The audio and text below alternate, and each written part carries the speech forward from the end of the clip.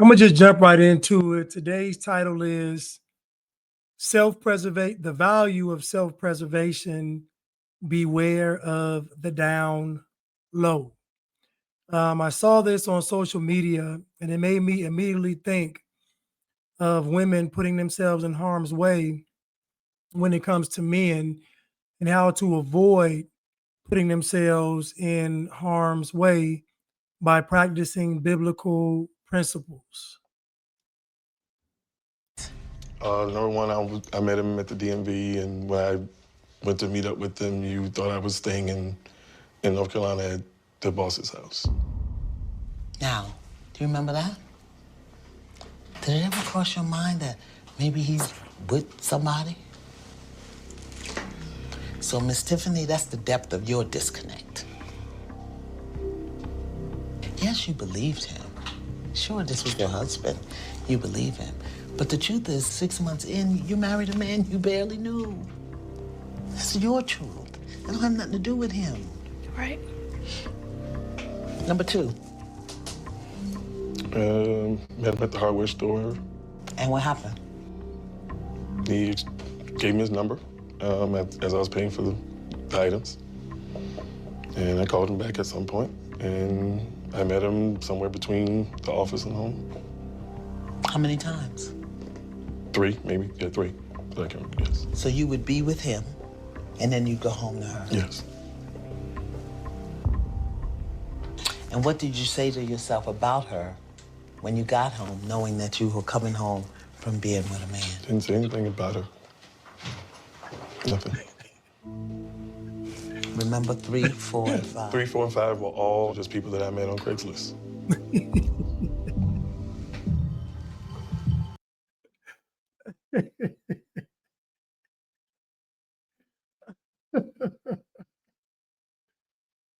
It's not funny. But what's funny is her hearing this and being like, what in the world is going on? You see, ladies, the guy that you need, you are not going to want to date him. So the guy that comes in and sweeps you off your feet, and the guy, you have all this immediate chemistry and everything is great and butterflies in your stomach and you're floating on cloud nines and there's the aroma of love in the air. All of that means he's not the one, because the guy that is the one you are going to initially reject because he's going to come with a standard. So one way to know that the guy is not the one is if he tries to sleep with you. If he tries to sleep with you, ladies, he's automatically not the one. And I'm trying to save you here. Today's title again is The Value of Self-Preservation. Beware of the down low. The easiest way to compromise you, ladies, is through your emotions, i.e., having sex with this man because you are emotional. You are more than likely not in control of your emotions. So sleeping with this guy is going to greatly compromise you. You are going to lower your standards and let your guard down.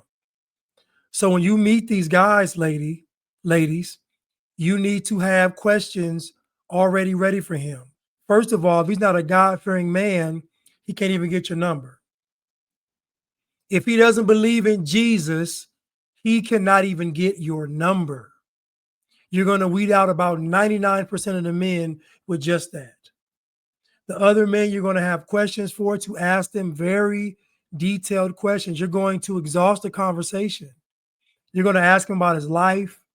You're going to ask him about his family, his friends, what he believes in, political views, world views, all of this. You must exhaust the conversation to see if this man is the right man for you. And if he answers everything to your liking, he's probably not the one. I'll be honest. If he's answering all these questions and you like all of his answers, he's probably not the one. I'm just being honest.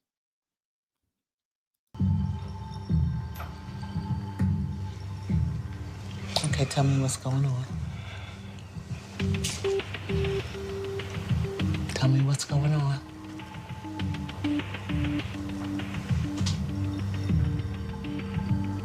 Miss Tiffany, tell me what's going on. I'll tell you what's going on. In her head right now, she is thinking about all the times she saw the signs of him being down low. She's going over in her mind all the times she knew he was out there splitting bananas. She's going over all those times. She's thinking, when did I see it? Because I know she saw it, because it's hard for a person to just keep the mask on all the time. So I know she saw it, but she's just thinking in her mind right now, how many times she saw it and why did she allow herself to be with this guy, knowing he was out there, getting drilled, knowing he was out there treating the Hershey Highway like the Autobahn, knowing all of these things. She's asking herself right now, why did I do it? What made me do this? I can't help you if you don't talk to me.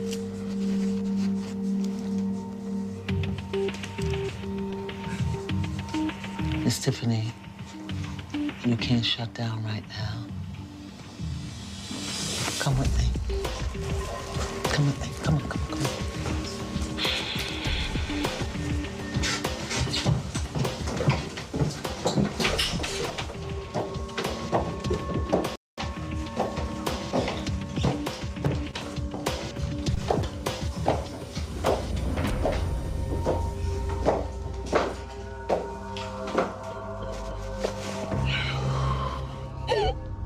Let it out. Let it out. Let it out. Let it out.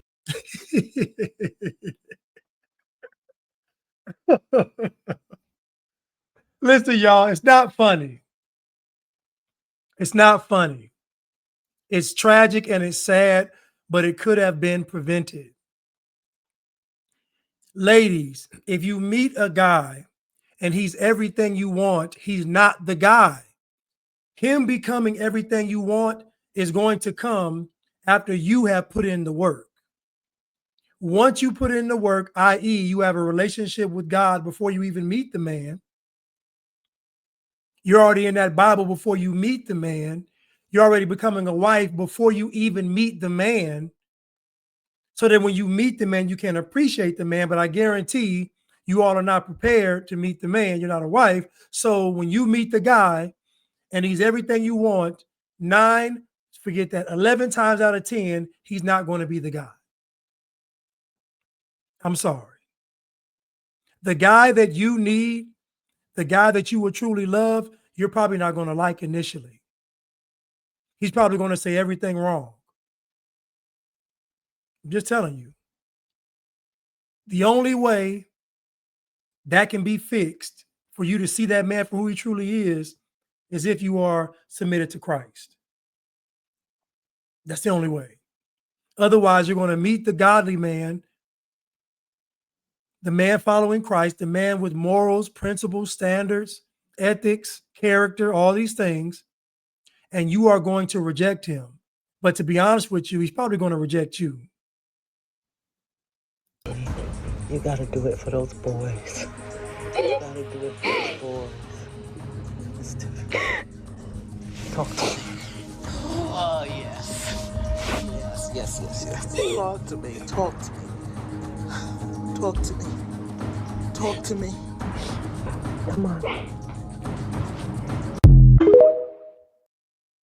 Yourself about her when you got home, knowing that you were coming home from being with a man. Didn't say anything about her. Nothing. Remember 3, 4, and 5? 3, 4, and 5 were all just people that I met on Craigslist.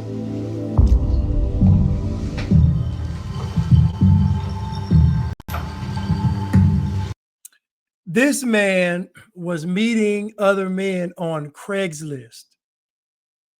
Do you know how insane this is? There used to be a thing on Craigslist called back pages. He was meeting men on back page, and I guarantee with the way the AIDS rate is, he wasn't using protection. I don't know if he was pitching or catching. I don't know, but I know they probably weren't using protection. And then he's coming home and sleeping with his wife. What is on the LGBTQP, don't forget X, Y, and Z community is a lust demon. It is a lust demon with an insatiable appetite, either to mutilate or to fornicate. Either one. It's heart-wrenching. Talk to me about being a married man who is gay. How many times had you been unfaithful to your wife with men? There were 5. 5 different men? Yes. Over the course of your 5-year marriage? Yes. Oof. And when you came home, what do you say when you look at your wife? I didn't say anything. I didn't bring it to the light. I don't really know how to break away or end it because you're married and you've got kids involved. So are you aware, just even from a ministerial perspective, that your relationship with her cannot be complete until you tell her the truth? Because it's not just about exposing your wife to it. It's that this woman who loved you, this woman that you lied to, this woman whose trust you betrayed, this woman who you broke your agreement with her, this is the woman raising your children. She's raising your children. You got to get that cleaned up. And you're not clear. That's the look of a man that ain't thinking about clearing nothing up. He's thinking about getting cleared out. No pun intended. But this is the face of a man that's not trying to change. I'm sorry. He's not trying to change. He is a homosexual. That is what it is. But either you saw it and gave him a pass, or you didn't see it because you were compromised. Ladies, either way, it's your fault. Now, he's wrong for lying, for sure. He's wrong for putting her in danger. Yes. He is wrong. It's 2 left shoes, but she's also wrong because I guarantee somewhere along the way she knew or she was compromised. But she probably didn't want to be alone. She probably had a string of failed relationships. She could be a single mother. I don't know. But I just know there was some type of compromise that even gave him an opportunity to even slide in. And second of all, I know she saw some signs of something. And she probably was just hoping it was a woman. Little did she know he was climbing Brokeback Mountain. You still got some denial and some delusion in there. Because it's just too well put together and it's not making no sense. That you are not flat on your face, prostrate in your spirit, begging for forgiveness. I don't understand that. I understand it. I do. He's not about to change. And dealing with my own hurt. Why'd you marry me? I married you, so why did you be my wife? Oh, I'm just going to slap the taste out your mouth. Look at this woman and tell her the truth. Look at her. She said, "Why did you marry me?" He said, "Because I wanted you to be my wife." Duh.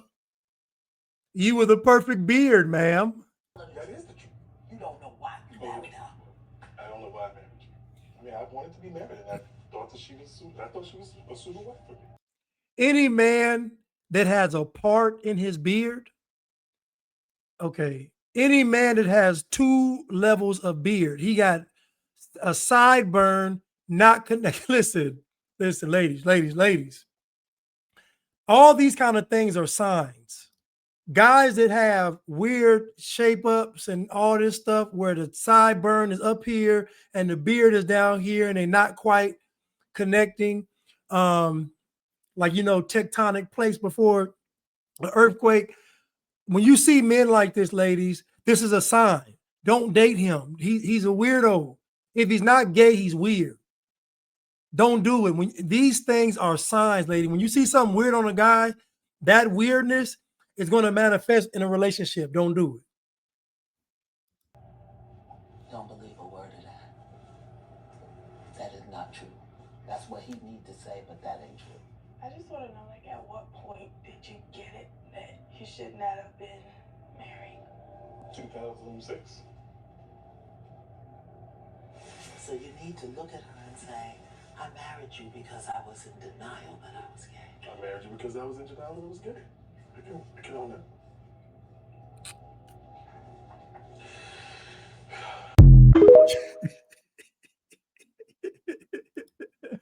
Listen, I don't mean to laugh. Listen, y'all, this is not funny. Ladies, make sure that you have your oil in your lamp.